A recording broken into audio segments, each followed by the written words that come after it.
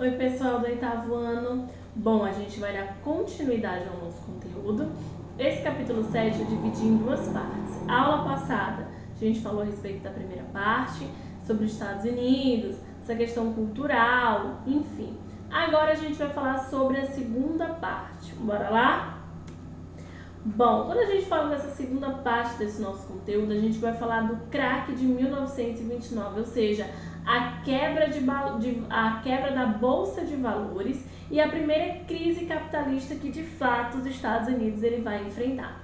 Bom, para que eu possa entender essa crise de 29, é preciso a gente reportar, a gente lembrar o final da Primeira Guerra Mundial e as suas consequências, assim como a questão da globalização da economia. O que acontece? Após a Primeira Guerra Mundial, a Europa ela ficou arrasada, ficou destruída. E aí foi o período que os Estados Unidos ele cresceu, ele começou a exportar produtos, começou a vender produtos, ele começou a de fato a se destacar. Bom, em 1929 houve um impasse da questão do liberalismo, onde essas empresas elas ficaram soltas, não tinha essa intervenção do Estado na economia, mas agora elas prezavam pela livre concorrência, principalmente produzir, ter muitos produtos. Aí aconteceu algumas causas, como expansão descontrolada de crédito bancário. Gente, os americanos eles queriam crescer rapidamente, já que o seu principal opositor, a Europa, estava arrasada. Então eles começaram a liberar crédito para a população pobre, que a gente vai até ver no livro de vocês e mais tarde chamado de subprime. Ou seja, eu vou liberar crédito para uma população que eu nem sei se vai pagar. Hoje em dia, para retirar um cartão de crédito, é feito várias análises, porque essa empresa, para conceder o cartão de crédito, ela tem que ter a garantia que você tem dinheiro para pagar para isso. Nesse aqui, eles não precisavam muito de garantia e começaram a liberar crédito para a população. Assim sendo, houve essa questão da especulação financeira, as pessoas começaram a comprar mais, houve uma superprodução agrícola e também industrial, tanto para dentro do país como também para exportar. E aí é chamado de American Way of Life, que é chamado de o estilo de vida americano. O que consiste esse estilo de vida? Começou a ter várias propagandas que mostrava que o americano que tinha que comprar muito. Todo americano tinha que ter um carro, tinha que ter uma casa, dentro dessa casa muitos móveis. A partir daqui que vem essa questão desse consumismo exagerado. A partir disso também eles começaram a dar crédito para a reconstrução econômica da Europa, que a gente vai ver mais tarde o nome desse plano, chamado Plano Marshall, ou seja, que concedia crédito, dava crédito. Aí você pensa, nossa professora, como os Estados Unidos é bonzinho. Não, ele queria ter a Europa na palma da mão. Esse crédito era concedido a juros muito altos, ou seja, os Estados Unidos iam ganhar com isso. Bom, essa quebra dessa bolsa de Nova York, de valores de Nova York, ela trouxe algumas consequências. Gente, houve a falência de 9.000 bancos, ou seja, eles deram créditos e a população deu calote. A população não tinha dinheiro para pagar. Houve falência de 85.000 empresas, queda no valor das ações, redução de salário, cerca de 13 milhões de desempregados somente nos Estados Unidos, entre outras coisas. Outra consequência dessa crise de 29 já no contexto europeu foi o que? O protecionismo e intervencionismo. Ou seja, a Europa ela se tornou mais protetora e houve essa intervenção do Estado na economia para ajudar a regular, ajudar a reerguer. O desemprego ocorreu por causa das guerras, tensão social, crescimento dos partidos de esquerda, alta inflação, principalmente na Alemanha e na Itália. Claro que a população ela ficou descontente com a política, com seus políticos, já que eles tinham perdido, estavam sem dinheiro, a população com fome, a população sem emprego, não tinha investimento, e aí surgiu os regimes totalitaristas, ou seja, esses regimes máximos ditatoriais que tentaram organizar a economia. Bom, a partir disso a gente vai experimentar uma mundialização da crise capitalista. Aí você pensa, professora, mas não foi só nos Estados Unidos? Pessoal, se os Estados Unidos estavam crescendo, se ele estava se expandindo após essa Primeira Guerra Mundial, ele era o principal exportador de produtos. Então, se ele não tem mais produtos para exportar, as outras nações que dependem dele também vão vivenciar essa crise. Assim sendo uma drástica redução de crédito dos Estados Unidos a outros países, ou seja, os Estados Unidos estavam ajudando outros países. Se eles não têm dinheiro, claro que eles vão cortar essa ajuda. Existe também a elevação das tarifas alfandegárias e igual retração do comércio mundial, ou seja, aumentar impostos que eram colocados sobre os produtos. Eliminação de importação de supérfluos, ou seja, a eliminação principalmente da facilidade da entrega desses produtos, ou seja, agora tudo devia ser altamente taxado para os Estados Unidos tentar recuperar a sua economia, e também uma fragilidade político-econômica do capitalismo, ou seja, eles começaram a observar que o capitalismo não é um sistema super sem queda, sem problema. Viram que esse sistema ele é econômico, ele é rentável, sim, mas ele também pode sofrer uma crise quando as empresas começam a produzir muito e não é paga por isso. Os bancos começam a dar muito dinheiro e não recebem o retorno disso, ou seja, de fato vai quebrar. Assim sendo, até o cinema, especialmente a genialidade de Charlie Chaplin, criticou os efeitos da crise e a alienação produzida pelo capitalismo. A gente vê até algumas cenas que são bem conhecidas dos filmes, principalmente Tempos Modernos de Charlie Chaplin, que ele vai criticar o modelo fordista americano nessa produção em série, principalmente para fazer com que a população venha obter mais produtos, e muitas vezes um produto que nem necessita.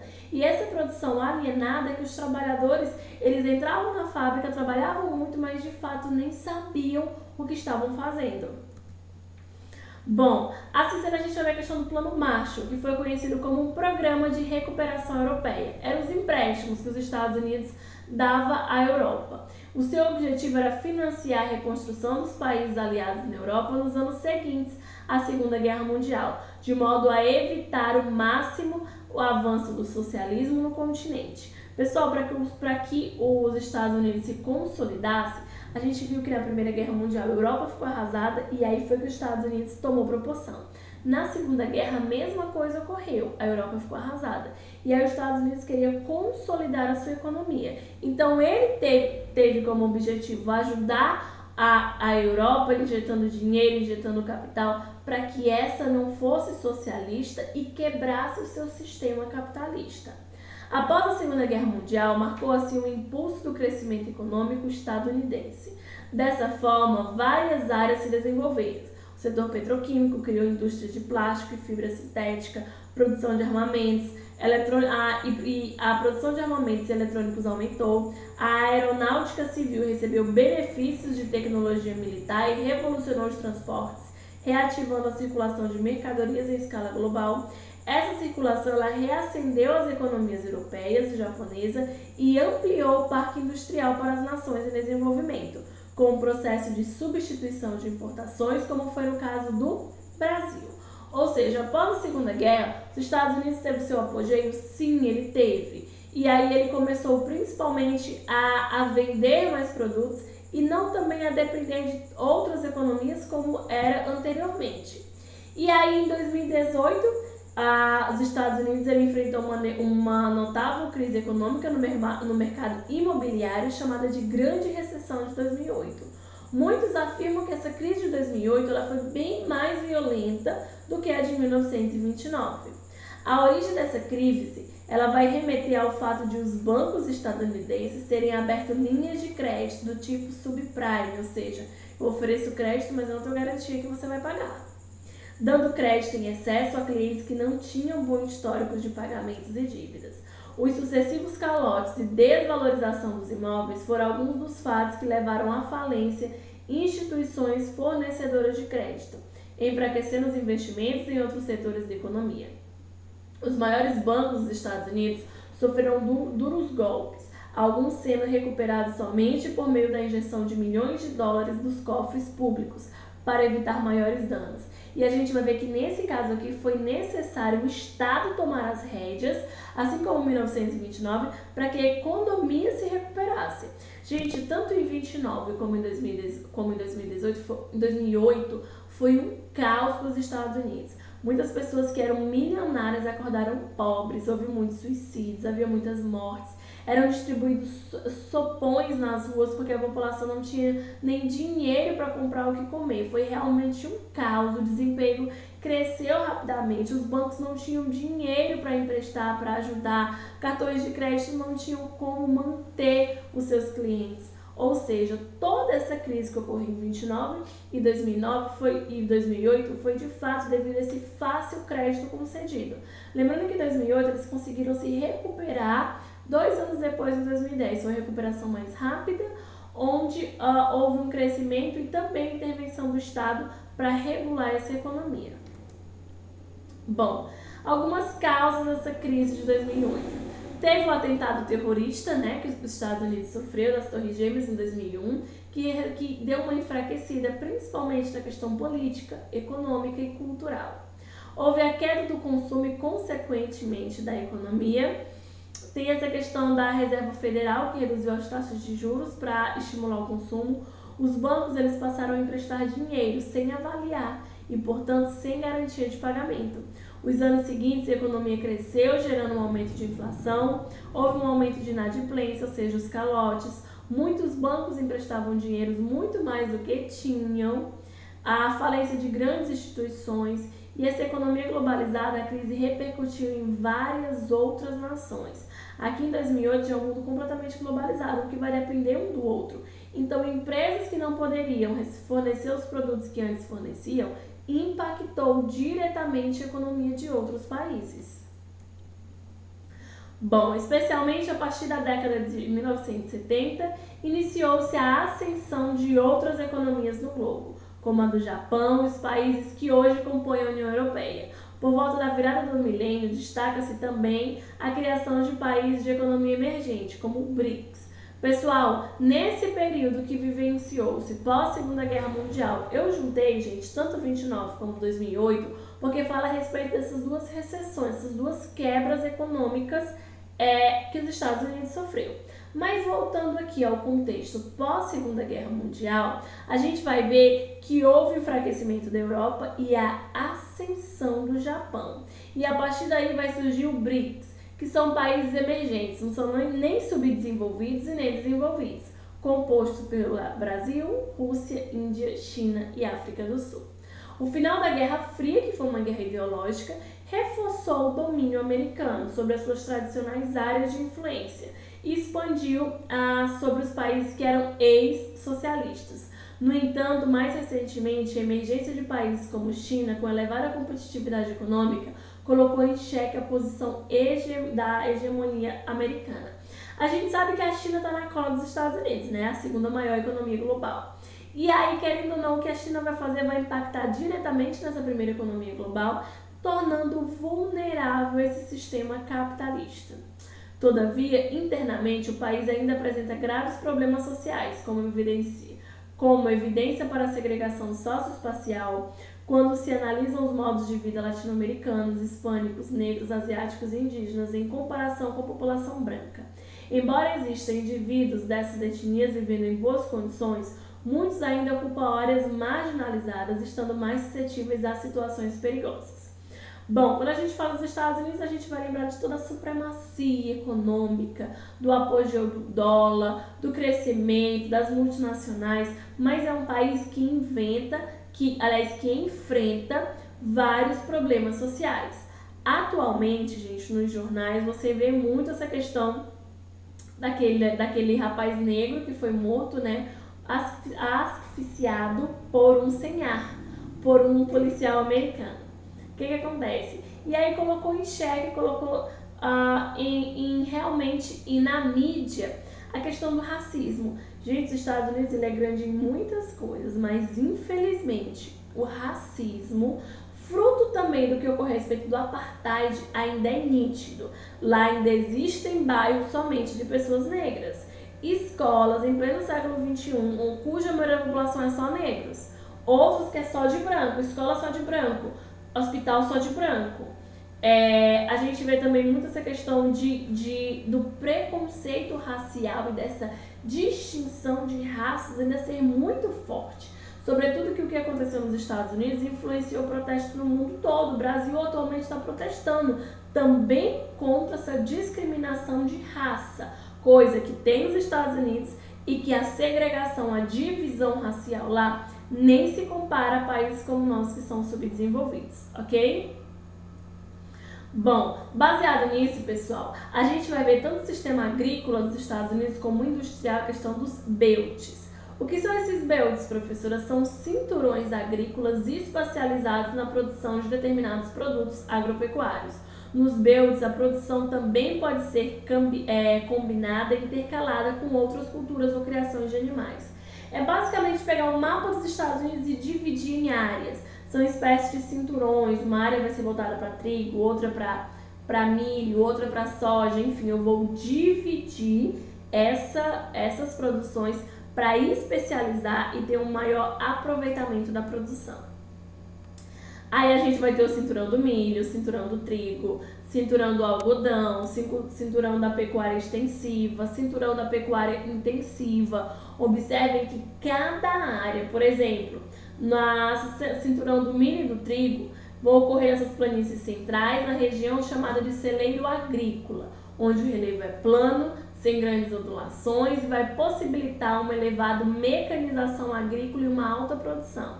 Gente, cada um desses cinturões tem as suas características e o local onde é desenvolvido, ok? A gente vai ter também esses cinturões da indústria, que assim como existem os belts agropecuários, também existem, podemos identificar essas indústrias, essas áreas voltadas especializadas. Por exemplo, quando a gente fala a respeito das 13 colônias, algo que cresceu muito foi as colônias da região Nordeste, tinha briga das colônias do Norte e as colônias do Sul. E a gente vê que essa região ela se especializou bastante na industrialização. Mais tarde, atualmente, a região onde possui uma maior industrialização é nessa região aqui, ó, Sudoeste, onde vai existir principalmente nessa parte litorânea tecnologias muito avançadas. Bom, esse cinturão situa-se na região Nordeste dos Estados Unidos e na região dos Grandes Lagos, sendo o mais antigo polo industrial do Brasil devido a alguns seguintes fatores. Os primeiros na região Nordeste é devido à questão da colonização, indústrias do Norte, as colônias do Norte e as colônias do Sul, onde visaram a visão empreendedora da elite dominante da época colonial, havia aproximação com os Montes Apalaches, região rica em minério, e havia também a facilidade de escoamento da produção para os Grandes Lagos. Assim, sendo essa região, ela meio que se agruparam, juntaram-se onde? Antigamente, a região de maior apogeu industrial no Nordeste. Professor, lá ainda existe indústria? Existe sim, mas a região dos Grandes Lagos, na região Sudoeste, é onde a maior tecnologia especializada de indústria. Essa questão dessa manufacturing built também é chamada de cinturão de neve, por ser uma região de clima bem frio e invernos rigorosos. Lá existe uma indústria automobilística, indústrias siderúrgicas, testes, refinarias e indústrias alimentícias. Outra denominação também chamada essa área industrial o cinturão de ferrugem. Essa denominação se dá em função de podermos destacar um processo de desconcentração industrial na região, ou seja, a redução da participação na produção industrial dos Estados Unidos, apesar de ainda ser uma região de maior concentração.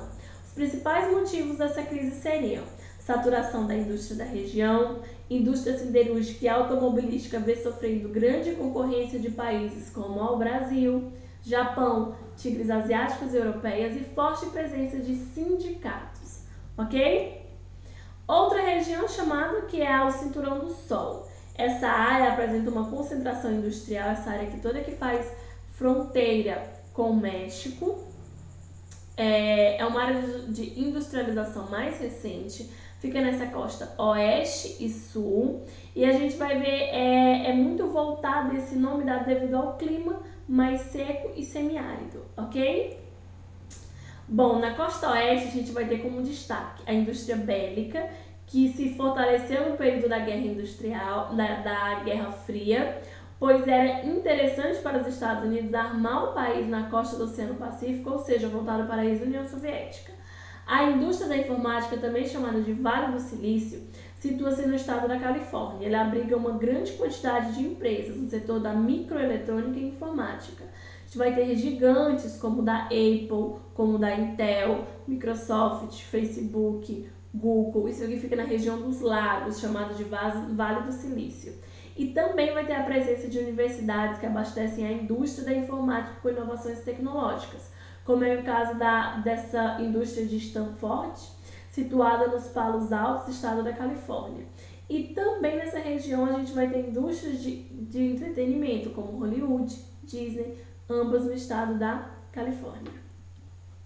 Bom, a gente vai ter também destaque para essas megalópolis americanas, que vai ter essa região situada na região Nordeste, Estados Unidos, abrangendo as cidades de Nova York, onde vai ter a Universidade de Harvard e de Massachusetts. Também vamos ter na região de Chicago e Pittsburgh, situado na região dos Grandes Lagos, algumas grandes indústrias de aço e automobilística. Já na região de San Diego e São Francisco, que é San, situada na região da região do Sol, né, Sunbelt, no estado da Califórnia, abrangendo a região dos lagos, principalmente voltada para essa questão da informática.